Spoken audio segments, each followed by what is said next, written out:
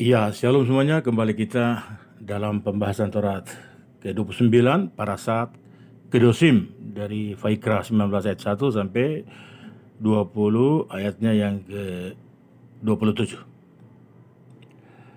Kuduslah kamu karena aku Tuhanmu kudus. Ya, begitu ayat pertama dari Vaikra 19. Dalam parasat kali ini saya akan bercerita tentang suatu kisah yang hampir saja mendatangkan aib di tengah-tengah komunitas Yahudi di Zans, Polandia.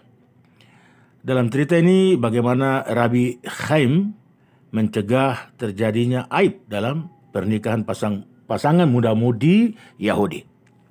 Rabbi Chaim Halberstam ini dari Zans hidup tahun 1793 dan meninggal 25 Nisan tahun 1876. Dia adalah Rebbe pertama dari dinasti Zans-Klausenburg. Dia terkenal karena dedikasinya yang luar biasa pada mitzvah sedekah. Dan juga seorang sarjana Taurat yang terkenal. Tulisan yang banyak dan luas semuanya diterbitkan dengan judul Divrei Chaim. Rabbi Chaim dari Zans tidak pernah menolak siapapun yang membutuhkan atau memerlukan bantuan. Tapi ketika Samuel, seorang kasidimnya, ketika dia harus menikahkan putrinya, Rabi hanya menatapnya dan menolak memberinya sepersen pun. Rabi katakan, saya akan memberi engkau beberapa saran. Dan saya akan memberi engkau sebuah surat pengantar kepada seseorang di Wina bernama Nahum ben Yosef. Engkau harus mendapatkan darinya 500 rubel emas. Ingatlah satu hal, jangan sampai 1 sen pun kurang dari jumlah yang sudah saya tetapkan itu. Samuel tercengang dan bertanya kepada Rabbi, tapi di Wina ini kota yang hebat, bagaimana saya bisa menemukan orang ini? Ya, Nahum ben Yosef ini ya. Rabbi katakan, jangan khawatir. Masuk saja ke salah satu sul. Sul itu tempat ibadah yang terpisah dari rumah. Kalau yang menempel ke rumah namanya sinagog, tetapi kalau sul dia satu tempat ibadah Yahudi, komunitas Yahudi yang berdiri sendiri, ya. Nah, di sana kamu akan bertemu dengan seorang pria yang akan membawamu kepadanya untuk 5 koin perak, jawab Rebbe. Maksudnya ketika nanti Samuel datang ke Wina, dia ketemu petugas atau penjaga di sul pertama, dia masuk, orang ini akan bilang, ya 5 koin perak dulu, baru saya akan antar ya ke Nahum ben Yosef. Nah, Samuel yang malang ini segera mendapati dirinya berada di luar kamar Rebbe, bingung, stres ya dengan situasi yang dihadapi. Karena jalan menuju Wina sangat jauh. Kuda tuanya yang sudah begitu menyedihkan tidak akan pernah berhasil dalam perjalanan. Ya bayangkanlah, Zans di Polandia dan dia harus ke Wina di Austria ya, jauh sekali itu. Sekitar berapa kilometer itu ya. Kalau dengan pesawat sih 35 menit ya. Tapi perjalanan darat pada zaman itu wah susah. Kemudian dia duduk di bangku dan berpikir sejenak. Kemudian dia memutuskan untuk dia jual saja kudanya dan melanjutkan perjalanan menuju ke Wina. Ketika Samuel ini akhirnya tiba di Wina, ada begitu banyak sul. Tapi dia memasuki yang pertama dan pergi menemui penjaga sul tersebut. Dia katakan, mungkin engkau mengenal seseorang yang bernama Nahum ben Yosef? Samuel sambil takut-takut pria itu akan menertawakannya. Tapi sebaliknya penjaga atau petugas yang di sul ini menjawab, ya saya mengenalnya dan saya akan membawa engkau kepadanya, tetapi untuk 5 koin perak. Tepat ya. Rebbe dia sudah tahu apa yang akan terjadi di Wina, padahal jauh sekali itu. Tapi hal-hal yang akan dia ini semakin menguatkan ya Samuel kasidnya. Samuel senang dengan keberuntungannya itu. Dia kemudian memberi pria itu koin-koin perak yang harus dia berikan. Dan kemudian tidak lama mereka sudah sampai di depan rumah daripada Nahum ben Yosef. Kemudian Samuel mengetuk pintu dan seorang pria yang tampak begitu terhormat kemudian keluar dan mengundangnya masuk. Samuel kemudian menyerahkan surat dari Rebbe kepadanya. Orang ini pasti Nahum ben Yosef ya. Nah, Setelah membaca surat itu, Nahum bin Yosef katakan, saya tidak mengerti mengapa Rabi berpikir bahwa saya harus memberi engkau sejumlah besar uang. Saya akan dengan senang hati memberi engkau kalau 1 atau 2 rubel, tapi 500 rubel, wah tidak mungkin. Tapi Samuel memprotes, tidak. Rebe saya memberitahu saya bahwa saya tidak boleh menerima apabila kurang 1 sen pun dari jumlah yang sudah dia instruksikan untuk saya. Kemudian Nahum berkata, ya baiklah, aku akan memberimu 50 rubel. Tapi hanya itu. Samuel kemudian mengatakan, kamu tidak mengerti, Rebe memberitahu saya bahwa saya harus mendapatkan seluruh 500 rubel emas. Dan saya harus melakukan persis seperti yang dia katakan kepada saya. Hal ini kemudian berlarut-larut selama setengah jam atau lebih ya. Kemudian Nahum menawarkan sedikit lebih banyak. Dan Samuel dengan tegas menolak sekali lagi untuk mengalah. Akhirnya Nahum si pria Wina itu dengan sangat frustasi sehingga dia tidak tahu harus berbuat apa. Tapi dia ingin menghormati permintaan Rebe. Tetapi 500 rubel emas, wah adalah keberuntungan. Dia memutuskan untuk meminta pendapat istrinya tentang masalah ini. Setelah membaca surat dari Rebe, istrinya berkata, tolong beri dia semua uang yang dia minta dan aku akan menjelaskan semuanya kepadamu. Kemudian istri Nahum pun berkata kepada suaminya, apakah engkau ingat perjalanan kami ke Budapest? Ketika kami berada di sana, Rebe juga berkunjung. Kemudian ada suatu pernikahan akan diadakan.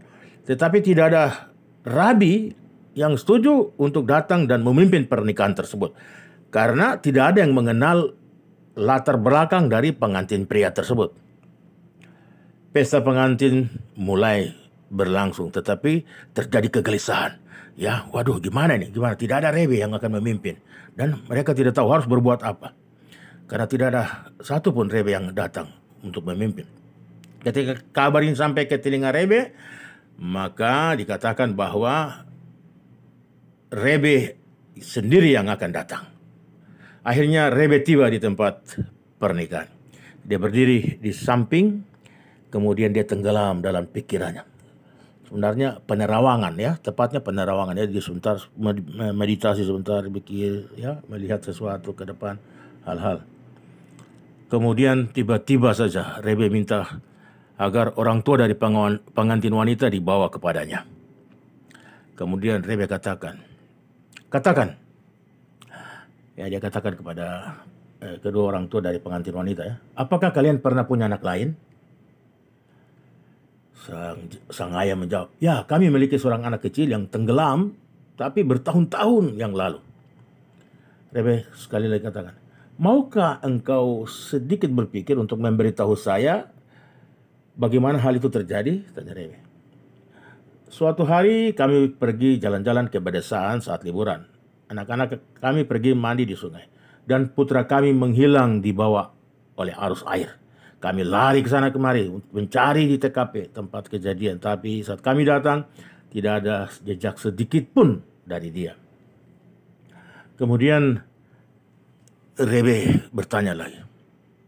Ya, coba pikirkan sekali lagi. Apakah kalian masih ingat? Apakah dia memiliki tanda atau ciri-ciri pembeda? Ya, ciri-ciri khas atau apapun juga yang ada di tubuhnya? Sang ibu langsung jawab, ya ada. Dia memiliki bekas luka yang dalam di lututnya, di mana dia pernah jatuh dari sebatang pohon. Ya, mungkin jatuh kemudian luka ya, kemudian sembuh tapi dia agak sedikit ya, memiliki bekas luka ya yang dalam, artinya masuk ke dalam sedikit. Kemudian Rebe memanggil mempelai pria dan memintanya untuk menggulung celananya. Benar saja apa yang terjadi. Ada tanda persis seperti yang digambarkan ibu dari pengantin wanita itu. Oh, kedua orang tua ini jatuh di leher memeluk putra mereka yang juga adalah pengantin pria saat itu dengan air mata yang mengalir di pipi mereka. Dengan kekuatan penglihatan sucinya, Rebe menyelamatkan pernikahan yang hampir saja terjadi antara saudara kandung laki-laki dan perempuan itu dari pelanggaran yang mengerikan. Peristiwa keajaiban ini menyebar dari kota ke kota dan orang-orang berbondong-bondong untuk melihat Rebe yang sadik ini dengan mata kepala mereka sendiri. Saya hadir pada saat itu dan saya juga pergi ke Rebe, kata istri Nahum. Saya kemudian menawarkan untuk memberi sejumlah besar uang untuk dibagikan kepada yang membutuhkan. Tapi pada saat itu saya tidak mengerti jawabannya karena pada saat itu dia menolak untuk menerima apapun uang dari saya. Dan dia berkata bahwa suatu hari salah satu kasidimnya akan datang kepada saya dan saya harus membayarkan kembali saat itu. Maksudnya dia menolak, Rebe menolak istri Nahum ini memberikan pada saat itu. Tapi kemudian dia bilang simpan saja, suatu saat engkau akan memberikan lagi kepada saya, kepada salah satu kasidim saya. Ya. Nah, itulah sebabnya saya meminta istrinya lanjutkan perkataannya. Itulah sebabnya saya minta engkau untuk memberikan orang ini sejumlah uang yang diminta Rebe sang sadik ini dari Anda. Jangan kurang 1 sen pun, seperti apa yang ditulis dalam surat. Suaminya kemudian mengerti dengan senang hati. Dia kemudian mengambil sejumlah uang seperti yang Rebe minta dari lacinya dan kemudian menyerahkan kepada Chasid Shemuel dengan sepenuh hati. Dan kemudian Chasid Shemuel ini pun pergi juga dengan senang hati. Kemudian setelah Shemuel pergi, istri Nahum pun menoleh ke suaminya dan berkata, ada satu hal lagi yang tidak saya katakan kepada engkau. Mempelai pria dalam cerita itu tidak lain adalah menantu kita sendiri saat ini, yaitu suami dari putri kita. Kaitannya dengan parasat minggu ini adalah larangan menikahi saudara kandung. Vaikrah 20 ayat 17. Apabila seorang laki-laki mengambil saudara perempuannya dan mereka bersetubuh, menikahi, dan mereka bersetubuh, maka mereka harus dilenyapkan di depan orang-orang sebangsanya. Demikian parasat kali ini. Toda Rabba, Ve Shalom.